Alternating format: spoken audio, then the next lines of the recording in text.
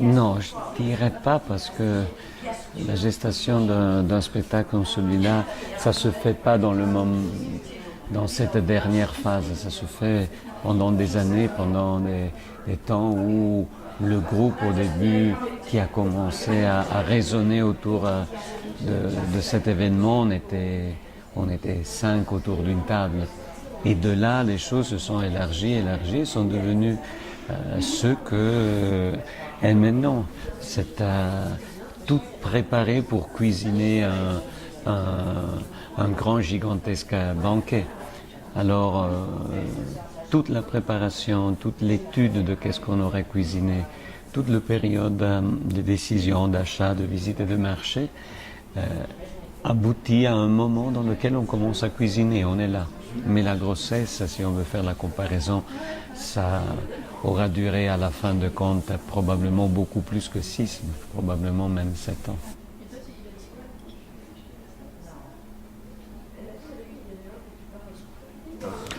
Et on est parti de ça. L'idée de la fête, ce qu'on est en train de faire, c'est justement de chercher de donner forme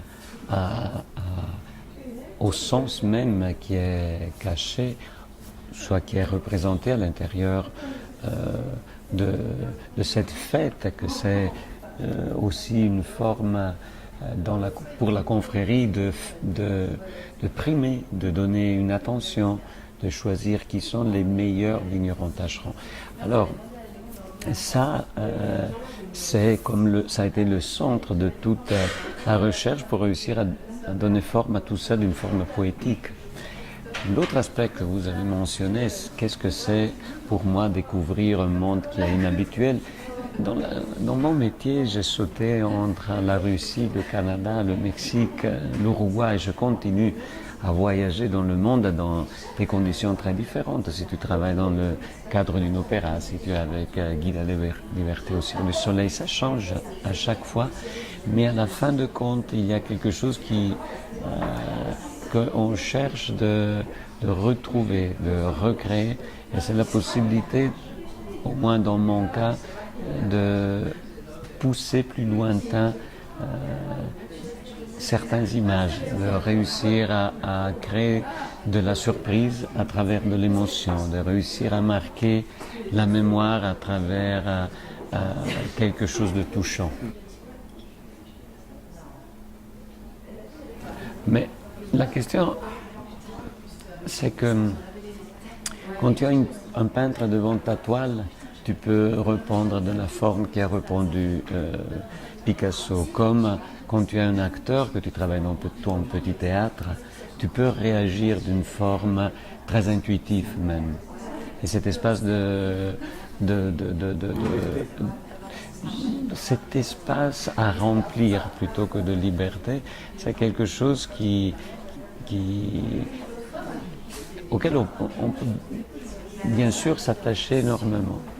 Quand tu as devant toi un bloc de marbre gigantesque et tu dois convaincre la ville de Florence et ses notables à te le donner pour faire quelque chose, et tu commences à donner les premiers coups de marteau, tu dois savoir bien la proportion de ton David, où va être le nez, où va être le... Alors là, c'est sûr que malgré que tu le vois, tu l'entrevois, tu le vois parfaitement à travers la pierre, tu pourras avoir des surprises. À chaque coup de marteau, tout d'un coup, tu peux te surprendre que la réaction que tu t'attendais n'est pas la même. Et alors, il faut exactement être capable de diriger le rêve jusqu'à même devant les surprises. Et c'est vraiment une attitude que sur les grands spectacles, sur des spectacles où la complexité de nombre de personnes, la technologie, les challenges exactement structurels sont tous là, alors il faut vraiment avoir une image très précise.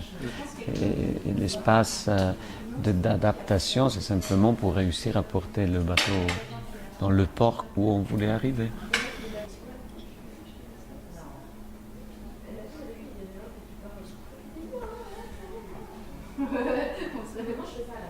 Mais c'est très difficile d'écrire en deux mots un peuple, parce qu'on risque toujours de tomber un tout petit peu entre guillemets, dans le cliché.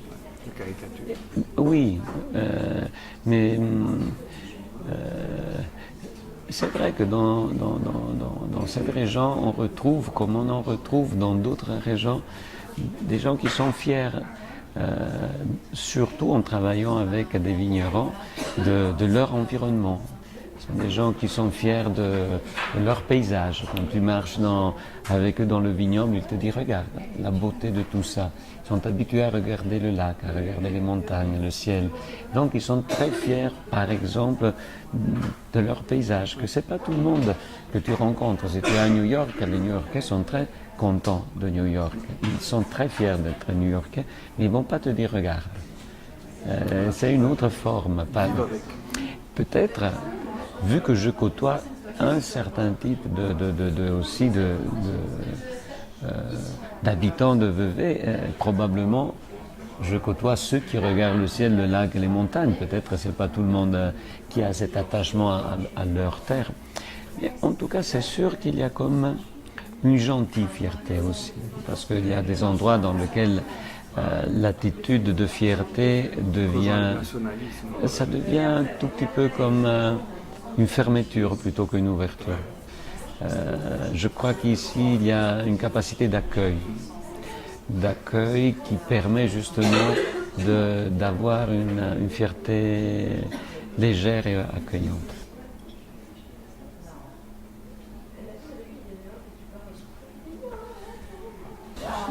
Du moment que moi et Julie on nous a appelés, on a trouvé que le contexte était tellement intéressant et merveilleux parce que c'est rare se retrouver dans un contexte similaire. C'est vraiment très rare avoir des spectacles qu'on construit avec autant de passion, avec autant de personnes qui n'ont jamais construit quelque chose de similaire et qui renouvelent simplement une tradition parce qu'ils l'ont vécu il y a 20 ans, mais sûrement dans d'autres positions, dans d'autres postes.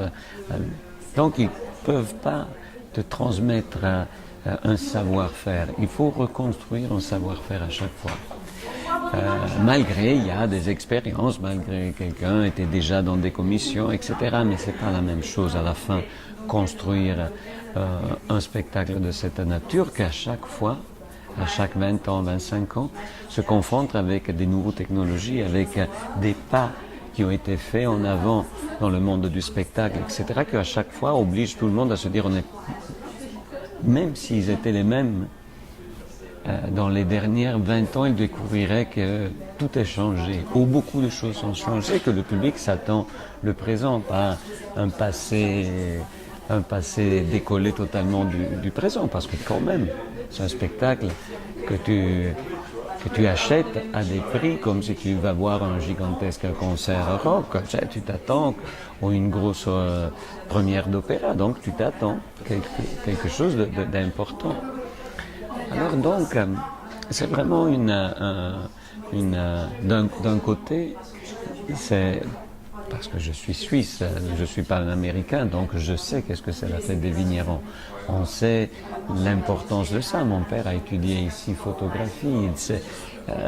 Donc, je sais que chez nous, dans notre chez nous, que c'est la Suisse, la fête des vignerons devient et a la possibilité de se dire un des plus gros spectacles qui se fait à chaque 20 ans dans tout pays confondu, dans le nôtre.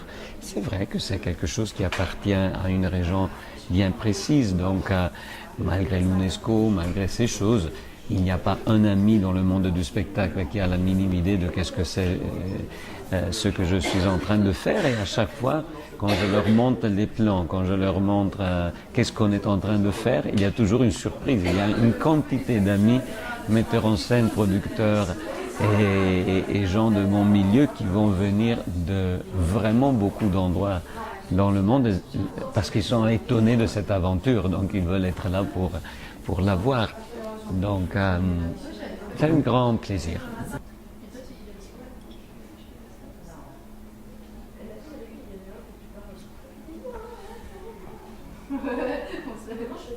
On est tous des ambassadeurs de la fête. Je crois pas chacun dans le sien, hein, dans sa famille, il part en vacances et il se trouve dans un hôtel avec des gens, il pourra raconter que chez lui, on fait des choses d'une certaine forme, qu'il va participer dans chaque personne enthousiaste est ambassadeur de ce qu'il aime. Donc moi, je le fais dans mon petit milieu, comme chacun de nous.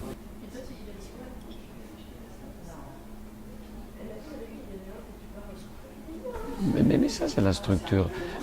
Il faut, et autour de cette création, il y a la grande partie des créateurs, surtout ceux qui vont travailler avec les bénévoles, on a tous de l'expérience sur ça et on a compris en le faisant qu'il faut prendre l'enthousiasme, savoir le maintenir et le régénérer dans l'éventualité qu'une certaine fatigue, une certaine ennui s'installe. Donc il faut être vraiment très, très attentif à créer des relations très personnelles. Et c'est quelque chose qu'au début c'est des visages, après ça ou des numéros attachés à chacun pour pouvoir reconnaître. Et lentement, sur des créations si longues, ça s'installe comme des relations. On se voit, on se rencontre au restaurant, au bar. On a aussi compris que, par exemple, maintenant, on ne peut plus parler. On ne peut plus parler dans les restaurants. Parce que il y a oreilles partout. Donc, avant, on faisait nos réunions de création dans les bars, dans les restaurants. Et tout d'un coup, on s'est dit, mais ouh! Parce qu'on voit qu'il s'installe un silence autour de nous, en général. Les gens chuchotent, tu vois qu'ils sont toutes branchés sur ce qu'on est en train de dire, même quand on parle de nos prochaines vacances ou je ne sais pas quoi. Donc, on pourrait faire le test. On pourrait une fois, dans un bar, lancer une chose et de se dire que bon, c'est sûr qu'on va les convaincre d'avoir un rhinocéros rose et tu verras que le jour après, tout le monde parle qu'il va y avoir un restaurant.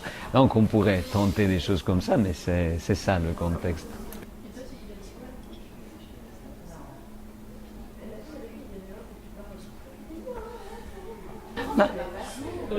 Je crois que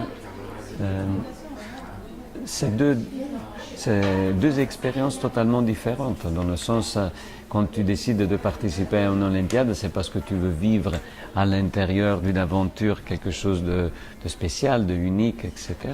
Quand tu vas à une école, ce qui est devant et qui t'enseigne est payé et toi tu es là assis donc la question ne se pose pas dans qui est payé ou comment. La question qui se pose, c'est qu'à l'intérieur même de ce spectacle, il y aura des artistes qui vont y participer, qui vont être sur scène, que c'est leur métier. Et ça va nous permettre de pouvoir en 2 minutes donner des indications, sachant qu'il va y avoir une réponse immédiate.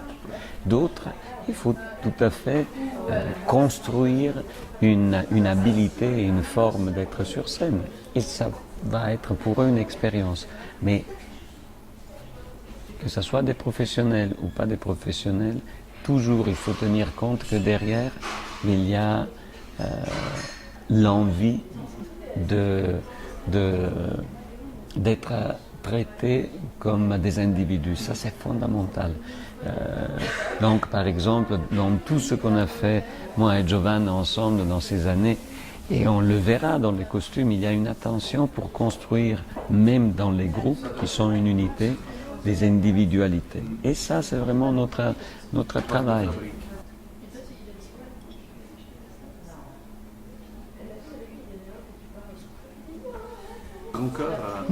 Je viens d'une troupe, je travaille depuis 35 ans avec les mêmes gens. Je fais ce métier parce que c'est un métier, qui fait du théâtre le sait, c'est un travail qu'on fait ensemble. On ne peut pas le faire tout seul. Donc il faut pousser toujours et se tenir très fidèle à cette idée de troupe et de famille et de construction d'une tribu dans ce cas. Donc nous on va arriver, on va construire une sensation de tribu, on va vraiment créer comme un noyau dans lequel on va se passer entre 5000 et plus sur scène et les autres qui vont nous aider à construire tout ça comme un mécanisme même initiatique qui va nous faire être partie de la même aventure. Et avec nos secrets qu'on va établir entre nous tous. Et ça, c'est, je crois, la clé.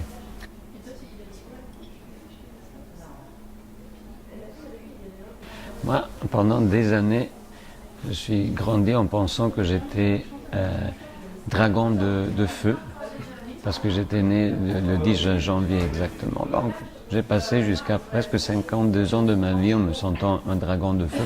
Après, quand j'ai fait une foire de l'agopuncture, un médecin chinois m'a dit « Quel est ton signe? Quelle est ta date de naissance ?» Des gens disent « Ah, tu es un lapin de... » Je ne me rappelle pas si c'était de l'autre. C'est que lapin. Ah oui, parce que L'horoscope chinois est décalé. Attends, comment? Je ne suis pas un dragon. Non, je suis un lapin. Alors, depuis là, je ne crois plus rien aussi.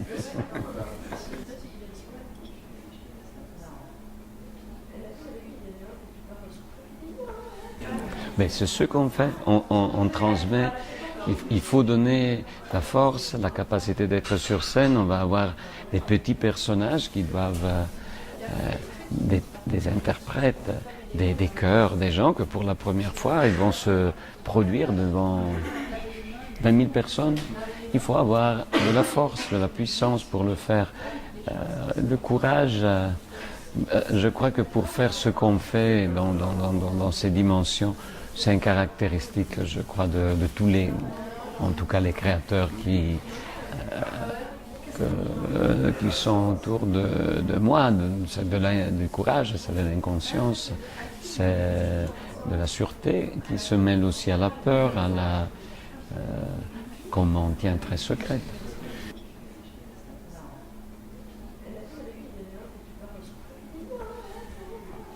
On est des guerriers. Des guerriers. Qu'on est des guerriers et qu'on est des guerriers de lumière. Et que quand même dans la fatigue plus grande, les gens de théâtre, on le sait, qu'il y a des gens qui travaillent dans les rues, qui mettent du goudron, il y a des gens qui font des travaux, il y a des infirmiers qui travaillent dans des hôpitaux à des rythmes. Donc je crois que malgré tout, on fait un travail de lumière dans lequel quand même on a du plaisir. Donc si on se remémore de ça vite, on retrouve l'énergie. Moi, je ne suis pas vraiment de cette... C'est pas de show must go on, c'est une autre. C'est pas que le show est devant. C'est une chose plutôt que tu dois être digne de faire partie d'un show. C'est différent. Merci beaucoup, Daniele. À toi. À bientôt. À bientôt. À bientôt.